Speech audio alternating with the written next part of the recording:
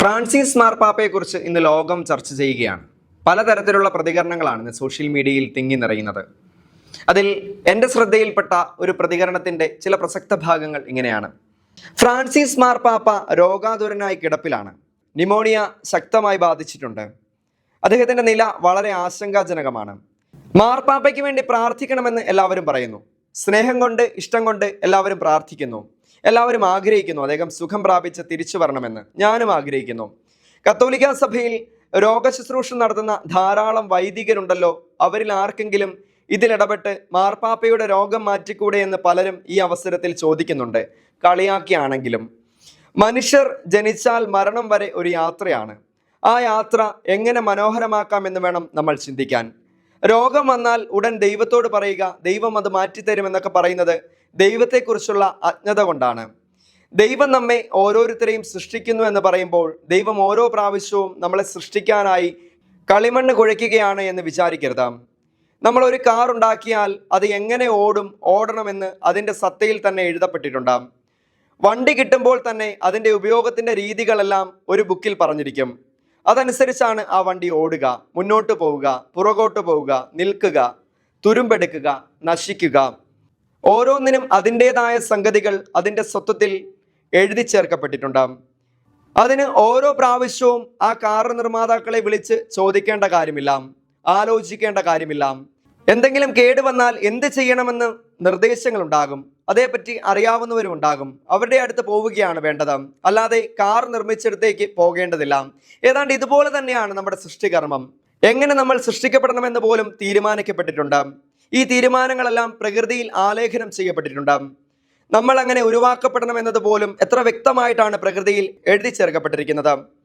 ഒരു സ്ത്രീയുടെ അണ്ഡാശയത്തിലുള്ള ഏത് മുട്ടയോടാണ് പുരുഷബീജം ചേരാൻ പോകുന്നത് എന്ന് പോലും മനുഷ്യർക്ക് അറിഞ്ഞുകൂടാ.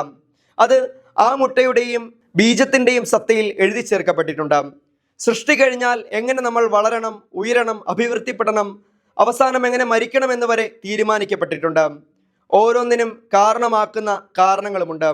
ആവശ്യത്തിന് ഭക്ഷണം കഴിക്കണം, അല്ലെങ്കിൽ നമുക്ക് വളർച്ച ഉണ്ടാവില്ല. ആവശ്യത്തിലേറെ കഴിച്ചാൽ നമുക്ക് അമിതവണ്ണം ഉണ്ടാകുമെന്നും നമുക്കറിയാം. തെറ്റായ ഭക്ഷണം കഴിച്ചാൽ, തെറ്റായ കാലാവസ്ഥയിൽ ജീവിച്ചാൽ, തെറ്റായ രീതിയിൽ ജീവിച്ചാൽ അതിൻ്റെ പരിണിത ഫലം എന്താണെന്നും തീരുമാനിക്കപ്പെട്ടിട്ടുണ്ട്. ചുരുക്കത്തിൽ നമ്മളും നമ്മുടെ ഭക്ഷണവും നമ്മുടെ ജീവിത രീതികളും നമ്മുടെ ചുറ്റുമുള്ള പ്രകൃതിയുമാണ് നമ്മുടെ വളർച്ചയ്ക്കും തളർച്ചയ്ക്കും കാരണമാകുന്നത്, നമ്മുടെ മരണത്തിനും കാരണമാകുന്നത്. നമ്മൾ സഹിക്കേണ്ടി വരുന്നതിനും സന്തോഷിക്കേണ്ടി വരുന്നതിനും നമ്മൾ മാത്രമല്ല, നമ്മുടെ ചുറ്റുമുള്ള പ്രകൃതിയും ചുറ്റുമുള്ള മനുഷ്യരുമൊക്കെ കാരണക്കാരാണ്. നമ്മുടെ ചുറ്റുമുള്ള മനുഷ്യരും പ്രകൃതിയുമായി എത്ര യോജിച്ചു പോകാമോ എന്നാണ് നോക്കേണ്ടത്. യേശുക്രിസ്തു ജീവിച്ചു, നന്നായി ജീവിച്ചു, എല്ലാവർക്കും നന്മ ചെയ്തുകൊണ്ട് കടന്നുപോയി. എങ്കിലും അവസാനം സ്വന്തം ശിഷ്യൻ തന്നെ ഒറ്റിക്കൊടുക്കുകയും തൻ്റെ പ്രവൃത്തികളിലൂടെ നന്മ ആസ്വദിച്ചവരും എല്ലാവരും കൂടെ ശത്രുക്കളോട് ചേർന്ന് മരണത്തിന് വിധിക്കുകയും ചെയ്യുന്നു എന്ന് കണ്ടപ്പോൾ ക്രിസ്തുവിന് പോലും മനസ്സിടറി. ദൈവമേ, കഴിയുമെങ്കിൽ ഈ പാനപാത്രം എന്നിൽ നിന്ന് എടുത്തു മാറ്റണമേ എന്ന് പ്രാർത്ഥിച്ചു. കണ്ണീരൊഴുക്കി വേദനയിൽ രക്തം വിയർത്തു. പക്ഷേ എൻ്റെ ഇഷ്ടമല്ല, അങ്ങയുടെ ഹിതം നിറവേറട്ടെ എന്ന് പറഞ്ഞ് വരാനിരിക്കുന്ന വിപത്തിനെ രണ്ട് കൈയും നീട്ടി ക്രിസ്തു സ്വീകരിച്ചു എന്ന് നമുക്കറിയാം. ഓരോ വ്യക്തിയുടെയും ജീവിതത്തിൽ ഇങ്ങനെ തന്നെയാണ്. രോഗം വരാതിരിക്കാൻ നോക്കണം, പക്ഷെ രോഗം വരാം. മരണകാരണമായെന്നും വരാം. അവിടെ ദൈവം തോൽക്കുന്നില്ല, ദൈവം അവിടെ ജയിക്കുകയാണ്. ദൈവത്തിൻ്റെ ഹിതം, ദൈവത്തിൻ്റെ പ്രകൃതി നിയമം നടപ്പാക്കുകയാണ്. ആരും തോൽക്കുന്നില്ല. മാർപ്പാപ്പ ഈ രോഗത്തോടെ മരിക്കുന്നെങ്കിൽ അതിൽ അത്ഭുതമില്ല. പ്രകൃതിയുടെ നിയമം, അതായത് ദൈവത്തിൻ്റെ നിയമം നടപ്പാകുന്നു എന്നേ ഉള്ളൂ. നിരാശയ്ക്ക് സ്ഥാനമില്ല. ഒരു മാവിൽ മാങ്ങ ഉണ്ടായി അത് പഴുത്ത് താഴെ വീഴുമ്പോൾ മാവ് ദുഃഖിക്കുന്നുണ്ടോ? ഫ്രാൻസിസ് മാർപ്പാപ്പ തൻ്റെ ദൗത്യം പൂർത്തിയാക്കിയിട്ടുണ്ട്.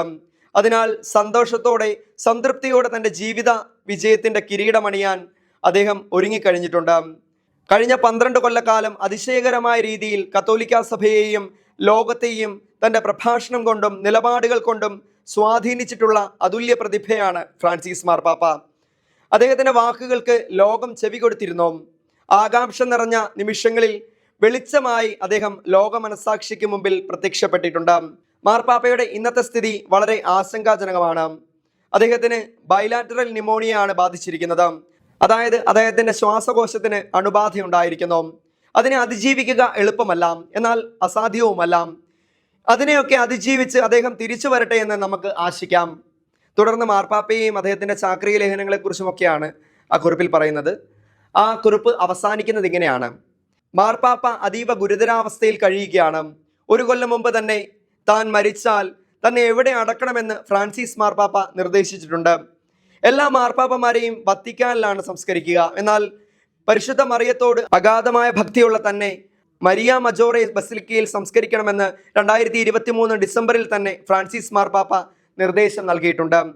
ഏതായാലും മാർപ്പാപ്പ തൻ്റെ ഇപ്പോഴത്തെ രോഗാവസ്ഥയിൽ നിന്ന് മുക്തി പ്രാപിച്ച് തിരിച്ചു വരട്ടെ എന്നും തുടർന്നും ലോകത്തിന് വെളിച്ചം പകരാൻ അദ്ദേഹത്തിന് സാധിക്കട്ടെ എന്നും നമുക്ക് ആഗ്രഹിക്കാം, പ്രാർത്ഥിക്കാം.